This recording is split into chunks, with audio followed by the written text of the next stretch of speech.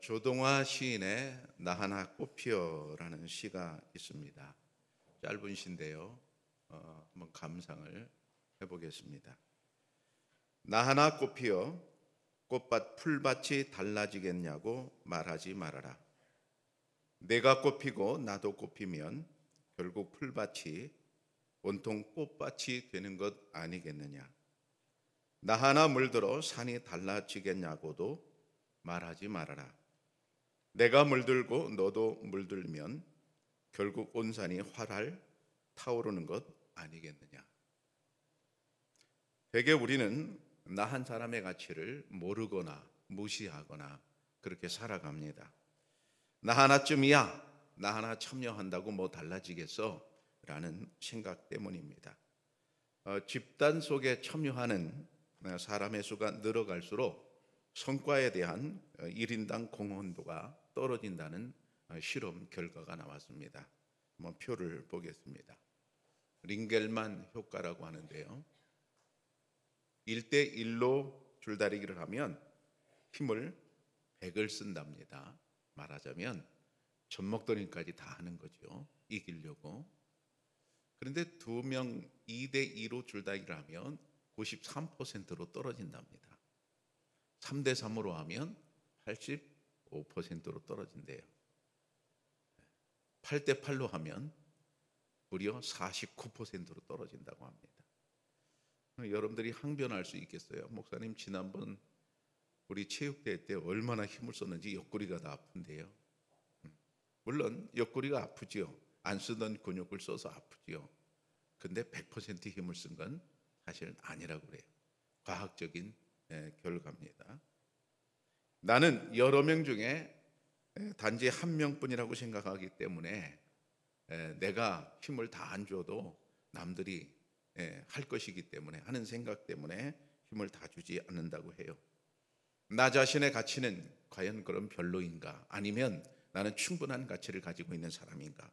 나는 과연 꼽힐 수 있는 존재인가 하는 물음을 좀 가지고 시작하겠습니다. 오늘 본문의 주인공 요셉이라고 하는 사람은 젊은 시절에 매우 암담했습니다. 어느 정도였습니까? 17절에 보면 종으로 팔렸도다 그랬습니다. 종이었습니다. 한낱 종에 불과한 아주 미미한 존재였습니다. 종이 무슨 큰일을 하겠습니까? 종에게 무슨 비전이 있으며 종에게 무슨 소망이 있겠습니까? 은전 20에 팔려서 종이 된 것은 분명한 현실이며 팩트입니다. 현실만 보면 절망적입니다. 희망이 전혀 보이지 않습니다. 거기 어디 빛이 있겠습니까? 우리 현실도 그렇습니다. 부모가 부자인 것도 아니고 취업이 잘 되는 것도 아니고 사업이 잘 되는 것도 아니고 지금 하는 일이 비전이 전혀 보이지 않는다면 여러 가지로 절망할 수 있습니다. 뿐만 아니라 18절에 보면 그의 발은 착고를 차고 그랬어요. 죄수니까 결국 족쇄에 노예니까 족쇄에 묶여 있는 것이죠. 발이 묶여 있습니다. 여러분, 우리가 살다 보면 이런저런 현실에 묶일 때가 있습니다. 돈이 없어 묶이고요. 나는 움직이고 싶은데 이런저런 환경이 안 되어서 여러 가지로 옴짝달싹 못할 때가 있습니다. 뿐만 아니라 18절에 보면 몸은 쇠사슬에 매였으니 그랬어요. 몸은 쇠사슬에 매였다. 노예니까 당연한 것이죠. 당시로서는. 근데 성경을 원어를 보니까 이 몸이라는 것이 나프쇼라는 글자로 되어 있어요. 나프쇼의 원형이 네페시입니다. 영혼이라는 겁니다. 물론 오늘 성경은 몸으로 번역했는데 번역이 틀린 거 아닙니다. 맞는 번역입니다. 근데 그 뜻만 있는 것은 아니라는 얘기입니다. 영혼이라는 뜻도 포함되어 있다, 그런 얘기입니다. 다시 말하면 요셉이라는 사람은 노예로 팔려가서 몸만 묶여 있던 것이 아니라 그의 영혼까지 묶일 정도의 고통이었습니다. 눈에 보이는 현실은 참으로 힘들었습니다. 몸은 묶여 있지요. 아무것도 할 수가 없지요. 삶은 절망적이지요. 여러분, 그렇다면 이 눈에 보이는 세계가 전부일까요? 그 다음은 전혀 없는 것일까요? 아닌 것입니다. 눈에 보이는 세계 뒤에 눈에 안 보이는 영적 세계가 있습니다. 바로 하나님의 세계입니다. 영적 세계에서 보면 요셉이 노예로 팔려간 이 모든 사실이 다 하나님의 계획 중에 있는 것입니다. 요셉은 사람 취급을 받지 못하고 있습니다. 그는 물건 취급을 받고 있습니다. 참으로 암담할 수밖에 없습니다. 우리도 그렇습니다. 세상이 그렇게 돌아가니까 나도 어쩔 수가 없다. 그리고 체념하고 그저 안 믿는 사람과 같이 그렇게 살 수 있습니다. 다시 말하면 세상에 팔려갈 수 있습니다. 세상 사람과 똑같이 흘러 그냥 그렇게 이제 살아갈 수 있습니다. 현실은 매우 고통스러웠지만 이 위대한 하나님의 일의 시작은 놀랍게도 한 사람으로 시작이 됩니다. 17절에 보면 그가 한 사람을 앞서 보내셨으며 요셉이 종으로 팔렸도다 그랬습니다. 이스라엘이 애굽에서 종노릇하게 되는 일은 하나님께서 이미 예전에 예언해 놓으셨습니다. 누구를 통해서? 아브라함을 통해서 해 놓으셨습니다.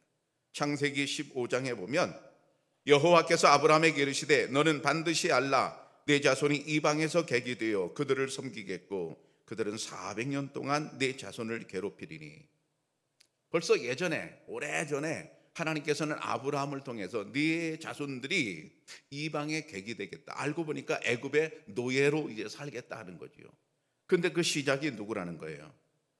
요셉으로 시작을 합니다. 요셉이 노예로 팔려간 것으로 시작을 해요. 그런데 여기서 400년 동안 종살이하는 시작이 요셉으로 시작하는데 놀랍게도 오늘 성경은 요셉이 종으로 팔렸다고 기록하고 있고 또 앞에서는 하나님께서 보내셨다고 기록하고 있어요. 그럼 요셉이 팔린 것인가 아니면 하나님께서 보내신 것인가? 어떻게 보면 요셉은 팔린 것입니다. 그리고 어떻게 보면 요셉은 하나님이 보내신 것입니다. 그는 관점에 따라서 둘이 달라집니다. 해석이 달라집니다. 요셉이 노예로 팔린 것 분명한 사실입니다. 창세기 37장에 보면 그때 미디안 사람 상인들이 지나가고 있는지라 형들이 요셉을 구덩이에서 끌어올리고 은 20에 그를 이스마엘 사람들에게 팔매 그 상인들이 요셉을 데리고 애굽으로 갔더라. 분명히 팔았다고 되어 있어요. 요셉이 팔린 것 분명한 사실입니다. 겉으로 볼 때는 그냥 노예로 팔린 것입니다. 그러나 그 뒤에 진짜가 숨어 있습니다. 하나님께서 보내신 것입니다. 우리가 이 세상 살면서 사실을 보는 것은 믿음이 필요 없습니다. 그러나 진짜를 보려면 믿음이 필요합니다. 하나님의 입장에서는 하나님께서는 그를 보내신 것입니다. 근데 사람들의 눈에 볼 때는 요셉이 팔린 것입니다. 역사의 주인공은 요셉을 팔아버린 요셉의 형들이 아니었습니다. 그 뒤에 큰 손으로 움직이시는 하나님이셨습니다. 그런데 여러분 몇 사람을 보냈다고요? 여럿이 아닙니다. 오로지 하나 요셉 한 사람을 보내셨습니다. 역사는 한 사람의 역사라고 해도 과언이 아닙니다. 로마서 5장에 보면 한 사람의 범죄로 말미암아 사망이 그 한 사람을 통하여 왕노릇하였은즉 더욱 은혜와 의의 선물을 넘치게 받는 자들은 한 분 예수 그리스도를 통하여 생명 안에서 왕노릇하리로다. 한 사람 아담 때문에 죄가 이 세상에 들어왔어요. 한 사람이 문제였거든요. 그런데 그 죄를 한 사람 예수 그리스도가 해결하셨습니다. 이 세상 역사는 한 사람의 역사인 것입니다. 다시 한번 링겔만 효과 그림을 보시면, 자, 잊어버리지 않기 위해서 다시 한번 보여드리는데 8명씩 줄다리기를 할 때 놀랍게도 힘을 49%밖에 쓰지 않았다고 했습니다. 그러면 왜 힘을 주지 않았을까요? 이게 궁금한 거죠. 사람들이 왜 힘을 주지 않았을까요? 이유는 딱 한 가지입니다. 힘들어서 힘주기가 싫은 겁니다. 귀찮은 겁니다. 이것을 사회적 태만이라고 합니다. 나 혼자 힘들어서 안 하는 것은 개인적인 태만입니다. 태만한 사람은 무엇도 이룰 수 없습니다. 이것도 저것도 다 싫습니다. 다 제대로 못합니다. 사회적 태만은 여럿이 모였을 때 그중에 이제 힘을 덜 쓰는 것을 의미합니다. 사회적 태만이에요. 아이 저 사람이 하는데 뭐, 아이 저 사람이 하는데 뭐, 그리고 나는 뒤로 쑥 빠지는 거예요. 사회적 태만이죠. 우리가 교회에서 여러 사람이 모여서 하나님께 예배를 드려요. 여기서 사회적 태만이 존재할까요? 존재하지 않을까요? 반드시 존재합니다. 왜? 여럿이 모였기 때문에. 8명이 넘었습니다. 8명이 넘었으면 몇 퍼센트 힘을 쓸까요? 이것이 은근히 나에게 작용하고 있다는 사실입니다. 결국 나 하나쯤이야 이런 생각을 하고 자신의 의무와 책임은 소홀히 하면서 자신의 권리는 주장하는 그런 일이 벌어질 수 있는 것입니다. 하나님은 인간의 역사 속에서 놀랍게도 한 사람을 들어 쓰셨습니다. 20절에 보면 그를 자유롭게 하였도다 그랬어요. 그는 요셉을 말하죠. 죄수이었던 요셉의 신분이 갑자기 이제 자유롭게 됩니다. 그리고 그가 일약 총리의 자리에 오르게 되지요. 난세에서 영웅이 난다고 했지 않습니까? 7년 동안 풍년이 될 것이다. 그리고 그 풍년 뒤에 7년 동안은 엄청난 기근이 될 것이다. 이것이 요셉의 꿈 해석이었습니다. 그래서 대신들이 모인 거죠. 애굽의 대신들이. 그러면 이 어려운 난국을 누가 해결할 수 있는가? 누구한테 맡기면 좋겠는가? 답은 하나였죠. 요셉에게 맡겨야 되겠다. 왜? 그만큼 똑똑한 사람이 거기에 없으니까 말이죠. 결국 그렇게 해서 13년 동안 노예와 죄수로 살았던 그가 이제 일약 애굽의 총리가 되고, 총리가 되자마자 그는 애굽 전역을 순찰하기 시작합니다. 그리고 구체적인 계획을 세우고 실행합니다. 구체적인 계획이 뭐였습니까? 7년 풍년 동안 창고를 굉장히 많이 짓는 겁니다. 곳곳에다. 그리고 곡식을 다 쌓아놓는 겁니다. 그리고 기근을 기다리는 겁니다. 마침내 7년 기근이 시작되었습니다. 애굽의 주변의 나라들에서는 준비가 전혀 없었기 때문에 양식이 다 떨어져서 이제 굶어 죽는 일이 발생을 하게 됩니다. 팔레스틴에서도 마찬가지였습니다. 이스라엘 땅에서도 마찬가지였습니다. 거기서도 먹을 것이 없어서 이제 굶어 죽는 일이 발생합니다. 그러니까 야곱의 식구들이 양식을 사러 애굽으로 오게 됩니다. 이 일로 인해서 결국 애굽으로 이제 야곱의 족속들이 이주를 하게 되죠. 그때 이주할 때 70명밖에 되지 않았습니다. 근데 430년 후에 그들이 애굽을 탈출해서 출애굽해서 나갈 때는 무려 200만 명이나 되었습니다. 이 사실을 우리가 오늘 성경에서 좀 자세히 좀 들여다봐야 되는데, 전에 하나님께서 아브라함에게 언약을 체결하신 일이 있습니다. 창세기 15장에 보면 그를 이끌고 밖으로 나가 이르시되 하늘을 우러러 무뼈를 셀 수 있나 보라. 또 그에게 이르시되 내 자손이 이와 같으리라. 하나님께서 아브라함과 약속하셨어요. 밖으로 데리고 나가서 하늘의 별을 보면서 충충한 별들을 보여주면서 내 자손이 이와 같이 많아질 것이다 약속해 주셨어요. 축복을 해 주셨어요. 그런데 이게 웬일입니까? 자기도 아들을 못 낳는 거예요. 아들을 낳아야 자손이 많아질 거 아니에요. 자기도 겨우 100세가 돼서 겨우 하나 달랑 낳고요. 별로 이게 진척이 잘 안 되는 겁니다.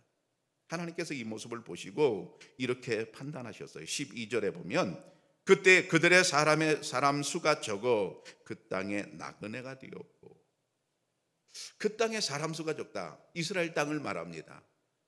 이 별과 같이 많게 해줘야 되는데 너무 적어. 70명밖에 안 돼. 그래서 70명 가지고 그냥 나그네로 사는 겁니다. 여기 나그네는 외국인처럼 산다 그런 얘기입니다. 안 되겠다 싶어서 하나님께서는 이제 계획을 세우십니다. 인구를 갑작스럽게 늘릴 계획을 세우십니다. 여러분, 인구는 나라의 기본입니다. 인구가 없이는 나라를 유지할 수 없어요. 인구는 기본적인 일이거든요. 왜 그렇습니까? 두 가지 때문에 더욱 그래요. 군사력과 경제력입니다. 사람이 있어야 나라를 지키지요. 군대 갈 사람이 있어야 군대를 조직하지요. 갈 사람이 없다. 그러면 이게 보통 문제가 아닙니다. 또 한 가지는 경제입니다. 여러분, 100사람 가지고 무슨 경제를 일으키겠어요? 10,000사람 가지고 무슨 경제를 일으키겠어요? 선진국 기본은 1억 명이라고 합니다. 1억 명이 되면 소비가 안 되는 거죠. 경제가 잘 안 돌아가는 거죠. 경제력이 약해지는 겁니다.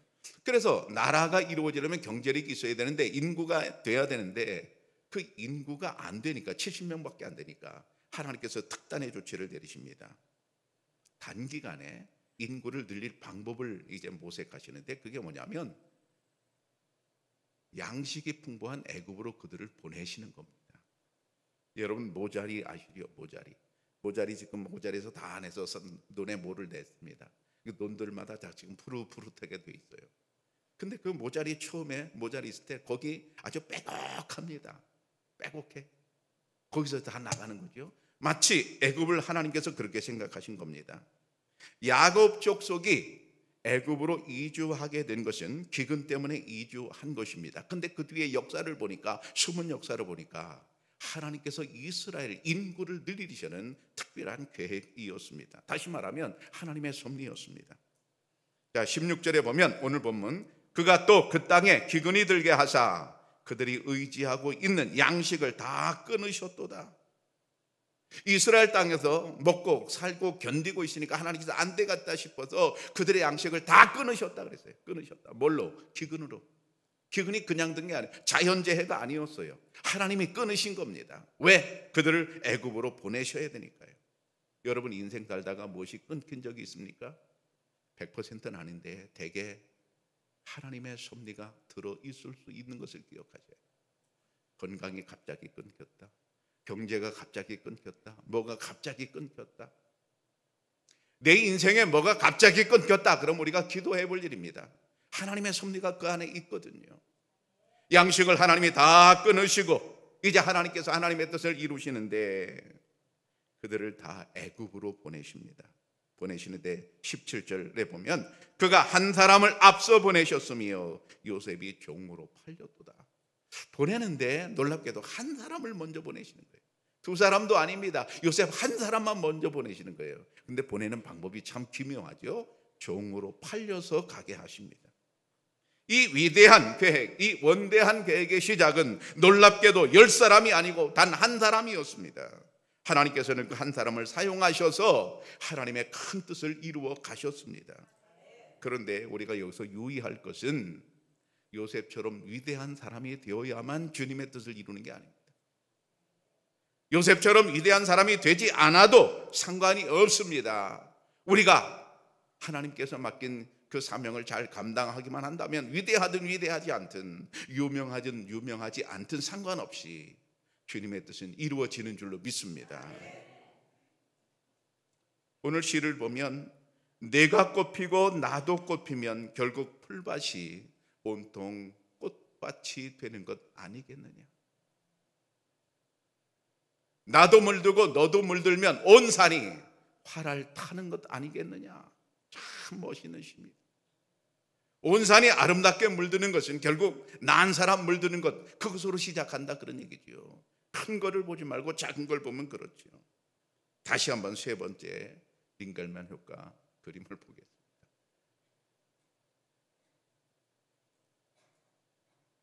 링겔만, 다시 한번 잊어버리지 않게 세 번 보여드리는데요.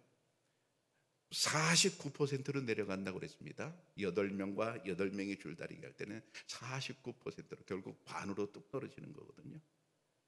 그러면 아까 말씀드렸는데 왜 저렇게 떨어질까요? 왜 저렇게 힘을 주지 않을까요? 가장 큰 이유는 익명성 때문입니다. 익명성. 익명성이라고 하는 것은 내가 드러나지 않는 겁니다. 인터넷에 답글을 달아요. 근데 내가 드러나지 않아요.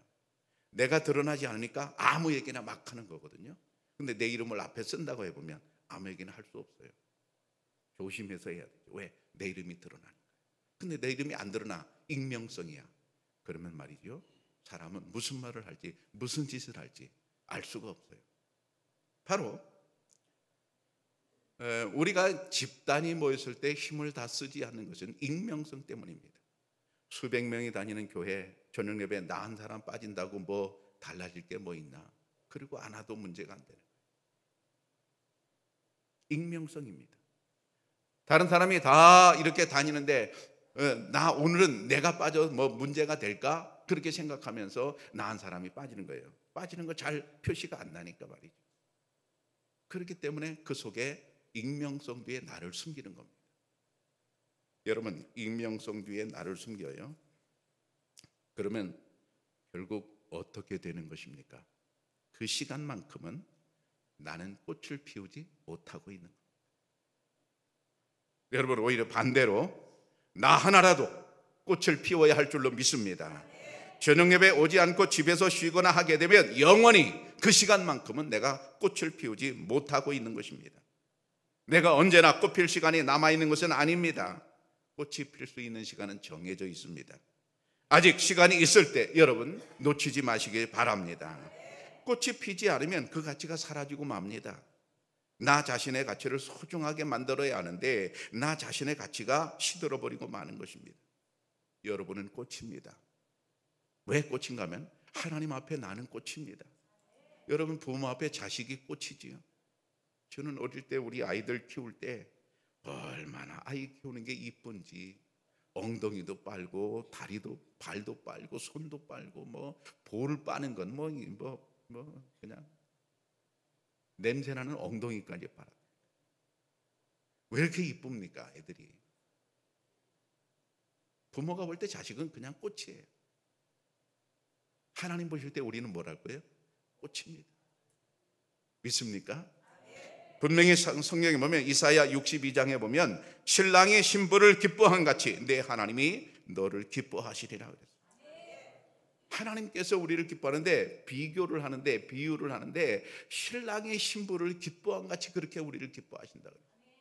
여러분 결혼식 전에 신랑과 신부의 모습을 보십시오. 신랑은 신부를 보기만 해도 입이 찢어져. 잠시 후에 올 슬픔은 모르고 있어요. 신랑이 신부를 보기만 하면 그냥 입이 찢어. 얼마나 좋아하는지 몰라. 그냥 좋아, 그냥 좋아. 하나님께서 우리를 그렇게 기뻐하시는 줄로 믿습니다. 결국 우리는 하나님 앞에 꽃이거든요. 그러면 하나님 앞에 우리가 꽃이라면 나는 언제 그 꽃을 피워야 되는가? 여러분 예배인 줄로 믿습니다. 예배 시간에 내 꽃을 피우는 거예요. 많은 분들이 주일 낮이나 주일 저녁이나 새벽 기도에 많은 분들이 나오셔서 아름답게 잘 꽃을 피우고 향기를 내고 있습니다. 저는 얼마나 감사한지 몰라요. 요즘 새벽 기도에 보면 그동안 오지 않던 분들이 오기 시작했어요. 얼마나 좋은지 몰라요. 여러분 내 몫의 자리에서 조용히 내 꽃을 피워야 할 줄로 믿습니다. 요셉 한 사람에게서 하나님의 언약이 성취되었습니다. 그 언약은 이미 아브라함과 한 언약이었습니다. 그런데 아브라함과 한 언약이 오늘 나에게 무슨 해당이 되겠습니까? 영적으로 우리는 아브라함의 자손이기 때문에 우리에게 해당되는 줄로 믿습니다. 갈라디아서 3장에 보면 너희가 그리스도의 것이면 곧 아브라함의 자손이요 약속대로 유업을 이을 자니라 그랬어요. 우리가 그리스도인이라면 그런 얘기입니다. 우리가 그리스도인이잖아요. 그러면 나는 뭐라고요? 아브라함의 자손입니다. 아브라함의 자손이라는 말은 뭐예요? 아브라함과 한 언약이 나에게도 똑같이 적용된다는 말이에요. 여러분 나 한 사람이 중요한 줄로 믿습니다. 왜 중요합니까? 나도 언약 백성이기 때문입니다. 나를 통하여 하나님의 언약이 성취됩니다. 나 한 사람이 중요합니다. 요셉이 고난의 때를 다 지나고 언약이 성취될 때 여러분 무슨 일이 일어났습니까? 발에는 착구를 차고 손에는 수갑을 찼지만 그의 손에는 왕의 반지가 끼어지게 되었습니다. 그리고 그는 왕이 입는 세마포를 입게 되었고 왕이 타는 금수레를 이제 타게 되었습니다. 여러분 언약이 성취될 때 하나님께서 완전히 꽃피우게 하실 줄로 믿습니다. 현실은 매우 암담했습니다. 그러나 결국 요셉을 통해서 하나님은 아름다운 꽃을 피우셨습니다. 그러면 생각해 봐야 돼. 나는 지금 이 시간 꽃을 피울 것인가? 아니면 나 하나쯤이야 그렇게 소홀히 여기고 그냥 지고 말 것인가? 여러분 나 하나 꽃 피우면 풀밭이 꽃밭이 될 줄로 믿습니다. 온 산이 활활 타오르게 될 줄로 믿습니다. 나 하나의 가치가 최고가 됩니다. 그보다 더 좋은 일이 뭐가 있겠습니까? 사랑하는 청양교회 성도 여러분, 나 한 사람이 매우 소중한 존재인 것을 아시기를 바랍니다. 익명성 뒤에 숨어서 나 자신을 무가치하게 만드는 일이 없기를 바랍니다. 나 한 사람의 가치는 참으로 대단합니다. 현실이 매우 힘들고 어렵다 할지라도 반드시 하나님의 시간이 있음을 믿고 꽃 피우시기를 바랍니다. 하나님이 계획하신 섭리 안에서 모든 일이 다 이루어집니다. 나 하나 꽃 피우시기를 축복합니다. 기도하겠습니다.